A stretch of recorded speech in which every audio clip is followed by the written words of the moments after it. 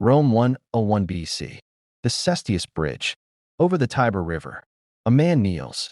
On the cold stone. Naked, trembling. He has just murdered his mother. The execution has dragged forward a leather sack, but it is not empty. Inside, writhing against each other, are a dog, a rooster, a monkey, and a viper, all alive. They beat the condemned man with blood-red rods until his back is a canvas of torn flesh. Then they force him into the sack with the animals. They sew it shut while he screams. The dog tears at his skin. The monkey claws at his eyes. The snake strikes again and again, injecting venom into his convulsing body. And while he drowns in agony, they hurl the sack into the river.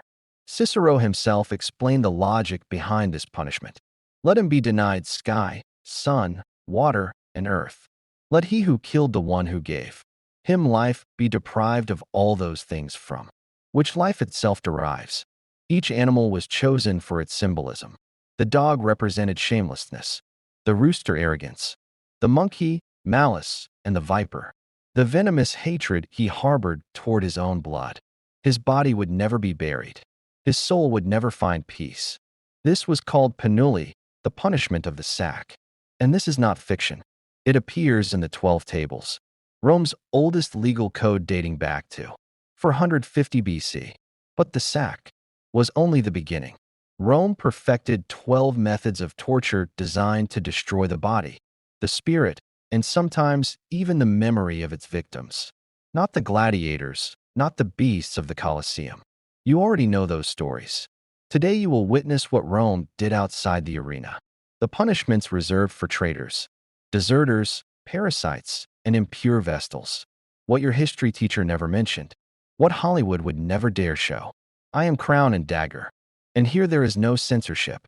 Only the truth Rome wanted you to forget. If you want history without filters, hit like and subscribe. Now, because what comes next makes the Colosseum look like a children's show. And this raises a question. Why did Rome invent such elaborate punishments? Because simple death was never enough. Every torture was designed to send a specific message. The crime determined the punishment, and the punishment had to be unforgettable. The philosopher Seneca understood this after witnessing executions firsthand. He wrote, "I come home more greedy, more cruel, more inhuman because I have been among humans." This was not justice. This was propaganda written in human flesh. Let us begin with how Rome executed those who betrayed her. From the top of a cliff in the very heart of the city, where the screams of the fallen could be heard by senators and citizens alike, the Tarpeian rock stood on the southern summit of the Capitoline Hill, rising approximately 80 feet above the rocks below. It overlooked the Roman Forum, the beating heart of civic life, where senators debated and citizens gathered. For Romans, there was no more symbolic place to die. The rock was named after Tarpeia, a young woman who allegedly betrayed Rome to the Sabines during the city's earliest days. She agreed to open the gates in exchange for what the soldiers wore on their arms, meaning their golden bracelets. Instead, they crushed her beneath their shields, teaching Rome its first lesson about the price of treachery. From that moment forward, the Tarpeian Rock became the designated execution site for traitors. The procedure was brutally simple. The condemned would be led to the cliff's edge while crowds gathered below to watch. Then, without ceremony, they were thrown from the precipice, their bodies shattered on the rocks. In full view of the forum, our visceral reminder to every Roman citizen of what awaited those who betrayed the state. The historian Livy records that in 384 BC, Marcus Manlius Capitolinus, once a hero who had saved Rome from a GIC invasion, was hurled from the rock after being accused of aspiring to kingship. His crime was not merely ambition, but betraying the republican values Rome held sacred. The symbolism was deliberate and devastating. Traitors were literally cast out from the center of Roman society. Their broken bodies left where citizens could see them, denied proper burial, and thus denied peace in the afterlife. Archaeological evidence suggests that the area below the cliff accumulated so many human remains over the centuries that it required periodic clearing. Emperor Claudius reportedly attended these executions personally, taking what Seneca described as perverse pleasure in examining how the bodies had landed. But the Tarpeian rock was reserved for Roman citizens who betrayed their own, for slaves, foreigners, and the lowest criminals. Rome had devised something far more prolonged and agonizing. Crucifixion was so brutal that Roman citizens were legally exempt from it. This punishment was reserved for those Rome considered beneath human dignity: slaves, pirates, rebels, and enemies of the state. The condemned would first be stripped naked and scourged with whips embedded with bone and metal until their backs were unrecognizable. Then they were forced to carry the crossbeam, called the pibulum, through the streets to the execution site, collapsing under its weight while crowds jeered and spat upon them. At the site, executioners would drive iron nails through the wrists and feet, or sometimes bind the victim with ropes, designed to prolong suffering. The cross was then raised and the condemned was left to die. Death came slowly, usually from exhaustion and asphyxiation as the victim struggled to push upward to breathe. The process could take hours, sometimes days. Roman executioners developed specialized techniques to extend the agony, including a small seat called a saddle that prevented victims from suffocating too quickly. Seneca, who witnessed many crucifixions, wrote, "I see crosses, they're not just of one kind, but made in many different ways. Some have their victims with head down to the ground. Some impale their private parts. Others stretch out their arms." The most infamous mass crucifixion occurred in 71 BC after Spartacus' slave rebellion was crushed. The general Marcus Licinius Crassus ordered approximately 6,000 captured rebels crucified along the Ion Way, the main road from Rome to Capua. For 200 kilometers, travelers passed thousands of dying men, their agony deliberately prolonged by skilled executioners. Plutarch recorded that the bodies remained on their crosses until they rotted away, a warning that persisted long after the screaming had stopped. The message was unmistakable. This is what becomes of those who raise arms against Rome. While crucifixion punished external enemies, Rome had developed something equally terrifying for its own: soldiers who failed in battle. And this punishment forced brothers to kill brothers. Decimation. The word itself comes from the Latin design, meaning to take a tenth. When a legion showed cowardice, mutiny, or catastrophic failure in battle, they faced collective punishment designed to maximize psychological devastation. The process was methodical and merciless. Soldiers would be divided into groups of 10, often men who had trained together, fought together, eaten together for years. Each group would draw lots, and the soldier who drew the shortest straw would be beaten to death by his 9 companions, not by executioners, by his own brothers in arms. They used clubs and stones, raining blows upon a man they had called friend, until his skull cracked and his body stopped twitching. The centurion Titus Pullo described it as a lesson written in blood that no soldier ever needed twice. The survivors faced additional humiliation. They were forced to camp outside the safety of the fortifications and subsist on barley instead of wheat, marking them as disgraced men unworthy of proper Roman rations. One of the most documented cases occurred in 71 BC, the same year as Spartacus' defeat, when a legion under Mummius engaged the rebels against orders and suffered defeat. Crassus revived this ancient punishment which had fallen out of common use. 500 men died at the hands of their comrades that day, their screams echoing across the camp as a lesson to the remaining legions. The military writer Fontinus noted that units which had been decimated often became Rome's fiercest fighters in subsequent battles, desperate to redeem themselves and eliminate the stigma of their punishment. The poet Lucan captured the horror in his epic Pharsalia. Chance became the arbiter of doom, and on the hazard of the lot depended death. IBI's psychological impact was so severe that some soldiers reportedly chose to end their own lives, rather than participate in killing their comrades. Others formed blood bonds, pledging not to survive if one of their group drew the fatal lot. desperate attempts to preserve their humanity within an inherently dehumanizing system. But decimation, as terrible as it was, still offered 9 out of 10 soldiers survival. For individual military failures, Rome had devised something with no chance of escape. Fuerium, the punishment of the clubs, awaited soldiers who abandoned their posts, lost their weapons, or showed individual cowardice in battle. The condemned soldier would be led before his assembled legion. Every man he had served beside forced to witness what came next. The tribune would lightly touch him with a cudel, a ceremonial gesture that served as the signal. Then every soldier fell upon him with clubs and stones.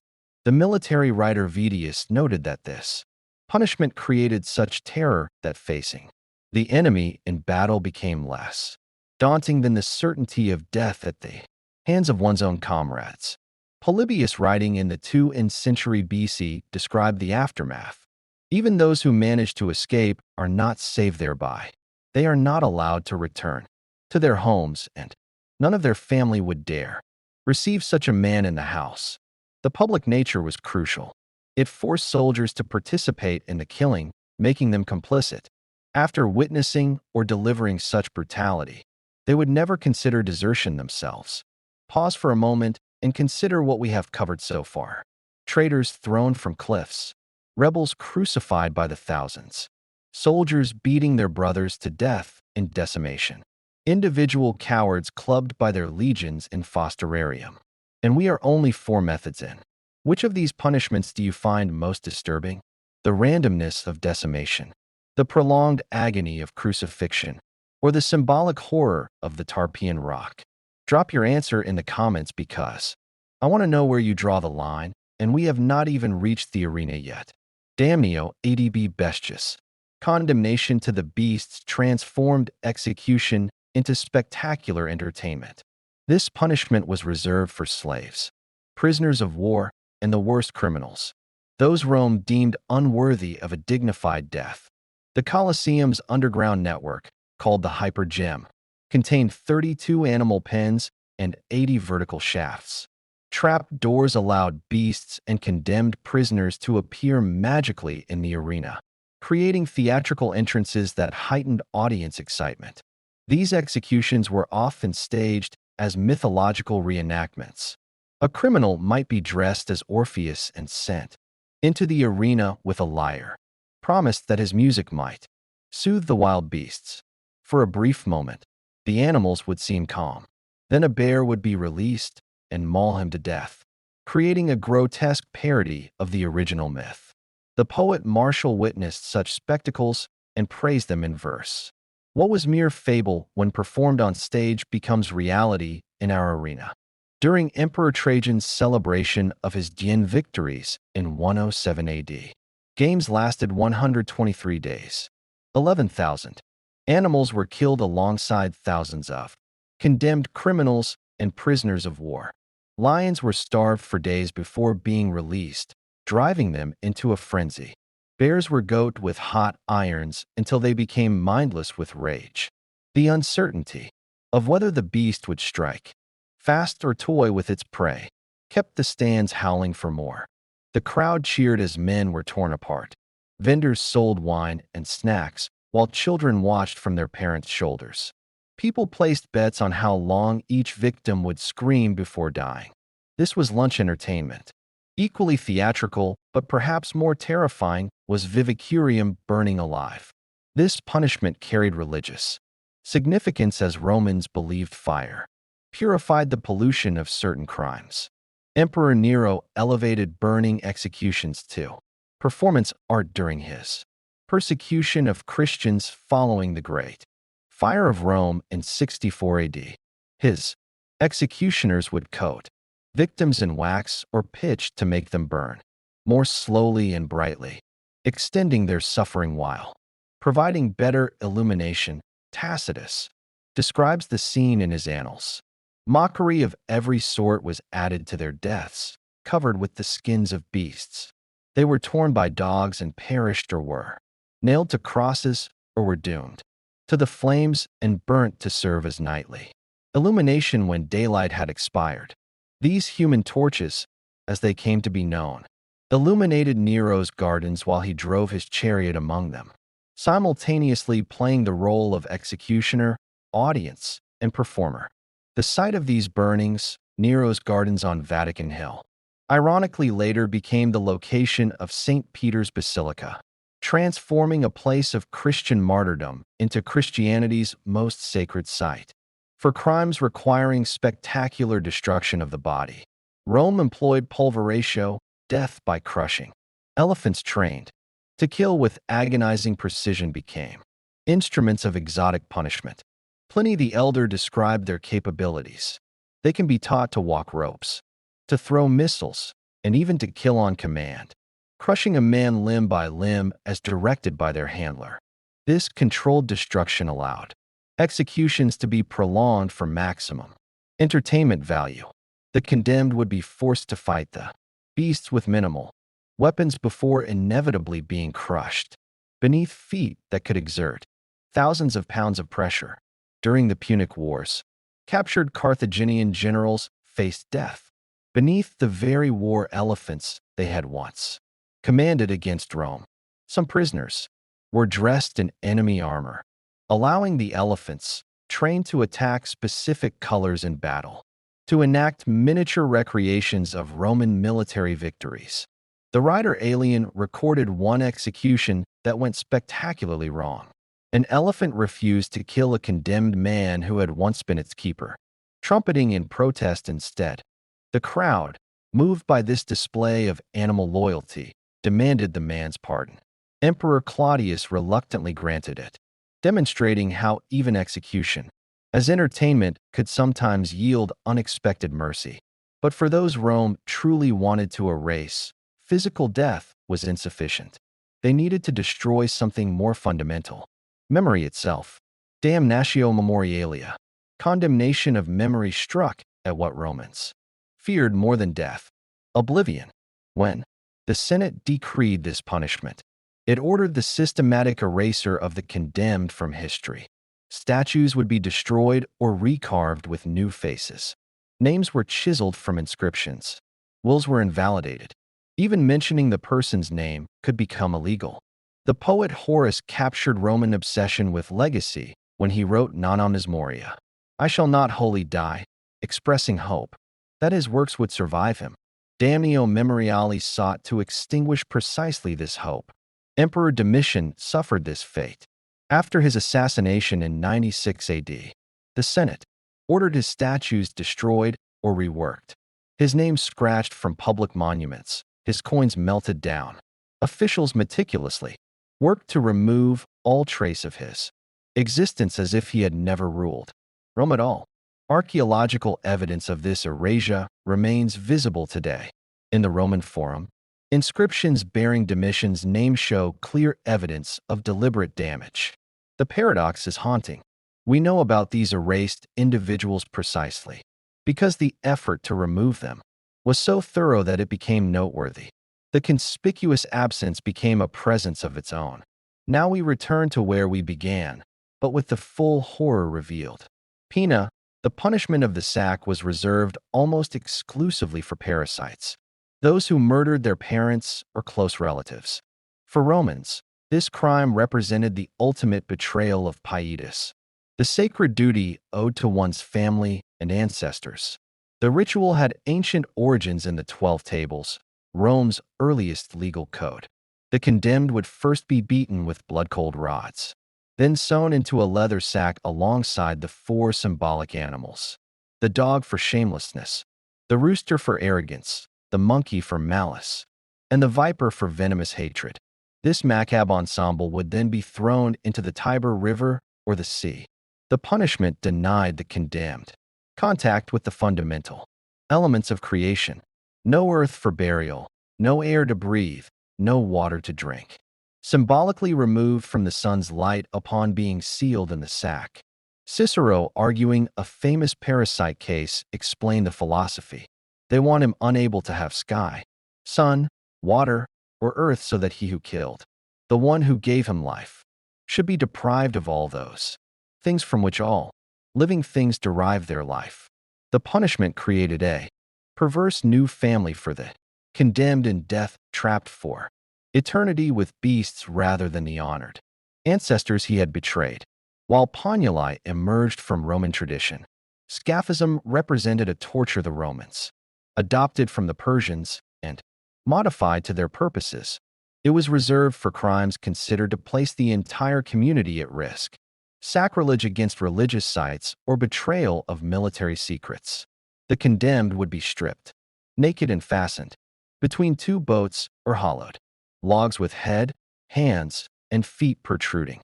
They would be force-fed milk and honey until developing severe diarrhea. Then their exposed skin would be coated with honey to attract insects. Left floating on a stagnant pond, unable to move, covered in their own excrement, the condemned would be slowly consumed by insects while still alive. Death could take weeks. The Roman historian Plutarch described the execution of a soldier named Mithridates by this method, noting he survived an astonishing 17 days before death finally claimed him. The mere threat of Scaphism was often enough. When Emperor Aurelian captured Queen Zenobia of Palmyra after her rebellion in 270 AD, he threatened her with this fate. The normally defiant queen immediately submitted to Roman authority, choosing comfortable exile over such horror. Fire has always held dual symbolism as both purifier and destroyer. Romans employed this duality in mors perine lentum, death by slow fire. Unlike simple burning at the stake, which could be mercifully quick, this punishment deliberately prolonged suffering through careful temperature control. The condemned might be placed in a bronze bowl, suspended over low flames, gradually roasted on a metal grid, or partially immersed in boiling oil. In the Roman colony of Lugdunum, modern Lyon, in 157 AD, the Christian martyr Blandina was roasted on an iron chair over carefully controlled flames as part of public games. Witnesses recorded that she remained conscious and speaking throughout much of the ordeal. The jurist Ulpian classified death by fire as symbolism, the ultimate punishment, and recommended it particularly for arsonists, poisoners, and practitioners of magic. Perhaps most psychologically terrifying was the punishment reserved for vestal virgins who broke their vows. Live burial. The procedure was elaborate and deeply symbolic. The condemned priestess would be dressed in funeral attire and transported in a covered litter to the campus Scleratus, the field of transgression near the Collini Gate. There she would be placed in a small, underground chamber, provisioned with minimal food, water, a lamp, and a bed. The provision served an important legal fiction. Technically, Rome was not executing the vestal, but creating conditions where she would die naturally, thereby avoiding divine pollution from directly harming a consecrated priestess. Once sealed in this chamber, the vestal was left to choose between ending her own life quickly or enduring slow death by starvation in absolute darkness. The most famous victim was the chief vestal, Cornelia, condemned by Emperor Domitian in 91 AD despite her protestations of innocence, as she was led to her living tomb. Apply the younger record she maintained perfect dignity even when her dress caught on the ladder leading down to the chamber. When the executioner offered his hand, she recoiled as if from pollution, preserving her purity even in her final moments. She continued calling upon the gods, saying nothing more frequently than, "Caesar thinks I am unchaste. I, who have performed sacred rites while he triumphed and ruled." Archaeological excavations near the Colline Gate have uncovered small chambers, consistent with historical descriptions, some containing remains of female skeletons alongside oil lamps and deteriorated food vessels.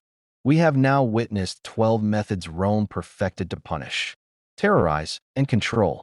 Traitors thrown from cliffs, rebels crucified by thousands along Roman roads, soldiers beating their brothers to death in decimation, individual cowards clubbed by their legions in fosterarium, criminals torn apart by beasts for entertainment, heretics burned as human torches, enemies crushed beneath elephant feet, memories erased from history itself, parasites sewn into sacks with venomous animals, spies devoured alive by insects over weeks. victims roasted slowly over controlled flames, and sacred priestesses buried alive in darkness. Seneca the Younger once observed, "He who has made the infliction of punishment, his trade strives to find pleasure not in having punished, but in punishing." Perhaps in this reflection lies Rome's darkest truth, that these elaborate penalties serve purposes beyond justice. Today, the Colosseum stands as a monument to human engineering. Tourists photograph its arches and marvel at its scale. They buy souvenirs and pose for pictures where 50,000 once screamed for blood, but walk through its tunnels at dusk, and you might hear echoes, iron gates creaking open, beasts roaring in their cages, the shuffle of condemned feet on sand already stained brown from previous spectacles. 50,000 voices rising as one while someone dies for their entertainment. The stone is easy to admire. Harder is remembering its purpose at earned cruelty rehearsed until it felt normal. Rome's punishments were not about blood. They were about control, shaping how citizens thought, feared, and obeyed. Every execution, every torture, every erasure served one end: to make power look eternal. That is the warning carved into the ruins. A civilization that glorifies violence eventually crumbles beneath its own applause. This is the story history books rarely tell. The real machinery of terror behind absolute power. If you believe truth should be told without censorship, subscribe to Crown and Dagger. I am Crown and Dagger, and this is what really happened. But Rome was not the only empire that perfected the art of human suffering. There is another civilization whose punishments made even Romans look merciful. Want me to tell that story? Let me know in the comments. And if you made it this far, drop a like so I know stories like this interest you.